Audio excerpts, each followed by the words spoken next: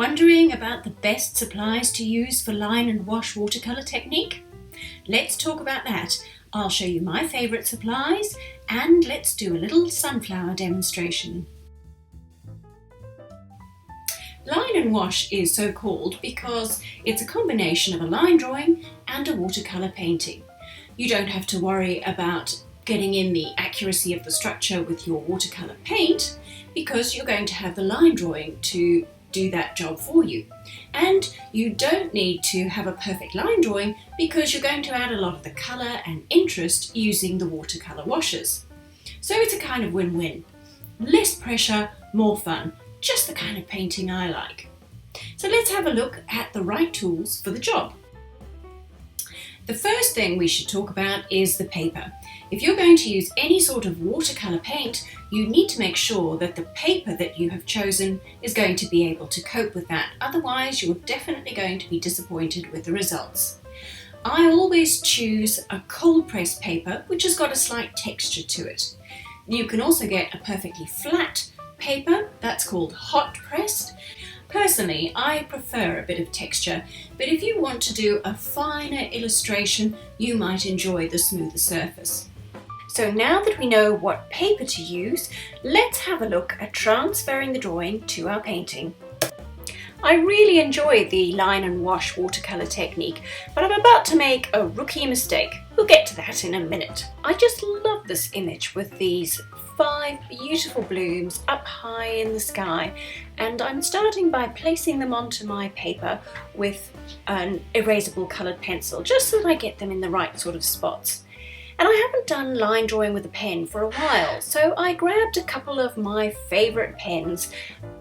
The one I'm using right now is a particular favourite. It's called a Pilot G-Tech, and I love it because it has got the most crazy fine point that I've ever found on a regular rollerball pen before. So it's lovely to put in fine details, and it makes you feel like you're almost drawing with a pencil, and that if you put in a few extra sketchy marks, they look so much better in a fine line than they would in a really thick, strong line. So I'm nearly done placing in those blooms, and I'm adding some leaves. I'm not adding all of the leaves, they're a bit of a jumble in the bottom of the photo, so I'm choosing to simplify that a good deal. But I really like the way these sunflower petals look so abundant. You know, there's so many of them packed around that little seeded centre. And I also really enjoy the way they look when they're turned in these different angles, that you can see the sort of spherical centres become all lopsided as you see them from a different angle. And there's a whole variety of angles I've got to work with here, some seen completely in profile, others almost straight on. And I'm going to add some watercolour, so it's very important that if there's any pencil that I've still got on there, that I do need to get rid of that before I begin painting. It's impossible to erase pencil marks once they're trapped underneath a layer of watercolour paint. So here's the exciting part. It's also the point at which I remembered that the Pilot G-Tech, as wonderful as it is not in fact waterproof. So let's have a look at some alternate pens which could have potentially been better choices for the line and wash technique. This is the Pilot G-Tech C that I was using for those sunflowers. As you can see, it's got a really fine tip on it. It's actually a rollerball tip, so it's very robust, more than you would expect for such a fine line that it's able to produce. So it's very wonderful to draw with, but not in fact waterproof. So let's have a look at some other options that might be better. I created another line and wash sunflower painting with a waterproof pen, and it was this pen, which I love very much indeed. It's got this rather fancy shape, but it is just plastic. So while it's rather nice to hold, the cheap plastic feel kind of reminds you that it's just a sketchbook, you're just playing. It's really helps to take the pressure off. And the reason I love it so much is it has this fountain pen nib on it. So when you press down hard with this pen, it will create different lines, different line qualities. When you press hard, you get a thicker line, and if you release, you get a thinner line. So what's lovely about a pen like this is you can vary the line quality by the amount of pressure, but it's much lower maintenance than most fountain pens because it actually has a little cartridge refill inside.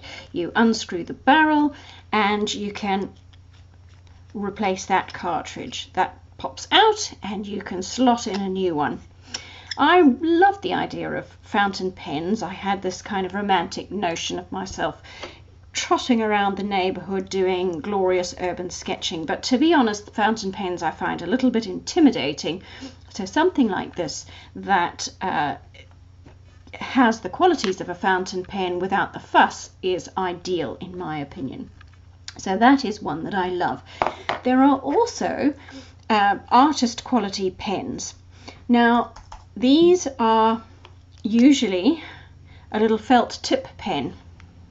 So it's created in a rather different way to the Pilot G-Tech, and it has a lovely line quality too, and again you can vary the pressure a little bit. It doesn't give you the same elegant line quality as you get from the fountain pen, but it's fabulous. It is made for artists. It's made to be waterproof, so it is a great tool for the job. Another popular brand is this one.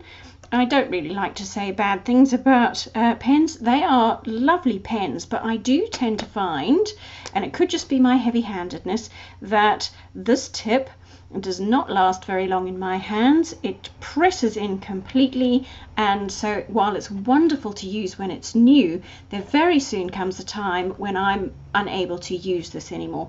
I have found that this brand, this is a Faber-Castell pen, is pretty robust, but I found microns and the Copic version don't work very well for me because I'm a little too heavy-handed.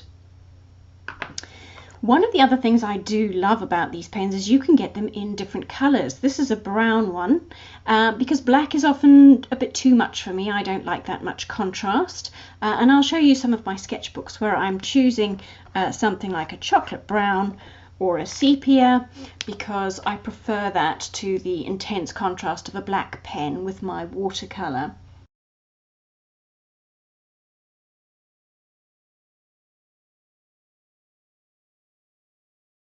My all-time favourite pen is this Uniball Eye, which is just a regular old pen from the stationery supply store. It's a rollerball tip, but it does come in very fine sizes as well, and I find that this is kind of a four-wheel drive of pens. It creates a beautiful line. It's definitely waterproof, and it can cope with all sorts of textured pages, and it can cope with my heavy hand.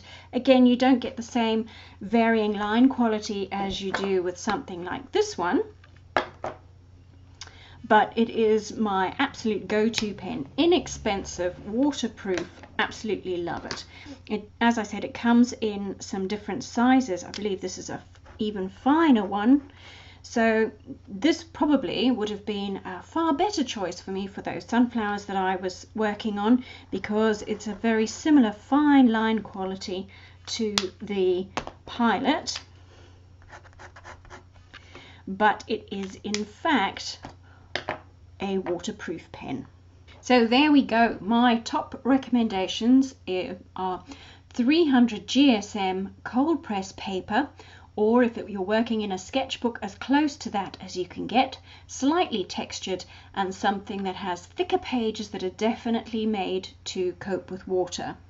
Then my top pen recommendation is one of these Uniball Eye pens, or if you want something a little bit fancier, the Platinum Carbon Desk Pen.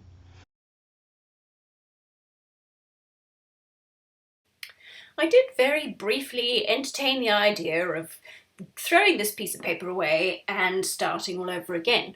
But I had such fun drawing these little sunflowers with that pen, I thought, why not keep going and see how it turns out? Because choosing a water-soluble pen for a line and wash technique is actually a very valid choice. It's just not one that I would normally make, because my preference is for bright, clean, vibrant colours. When you've got a black pen and it's activated by water, the black ink is going to have the effect of creating shades of all the colours, obviously, because it's diluting a bit of black colour into everything that you put down. So that is giving a more neutralised version of each of these glorious, vibrant colours. As I say, not my first choice, but it does create an entirely different mood to the painting. So while I had in my head all things bright and sunny and cheerful, choosing this pen accidentally has meant that my initial idea and concept for this painting has pivoted somewhat, and I'm actually liking it more and more as I continue. So I'm not all that devastated. And funnily enough, my favourite part of all the paintings I'm doing recently are the parts that I've paid the least attention to and where the watercolour has done the most. It's kind of reminding me that I should try to stop explaining every single part of the painting. I'm almost done. I just need to fill in these darker centres, and I really enjoy building up those complex darks with as many different colours as I can put in there. So I'll leave you to listen to some lovely relaxing music and look at these moody sunflowers coming together. So what do you think? Will you give a water-soluble pen a go for your next line and wash technique? Or do you think you're going to stick to the waterproof version?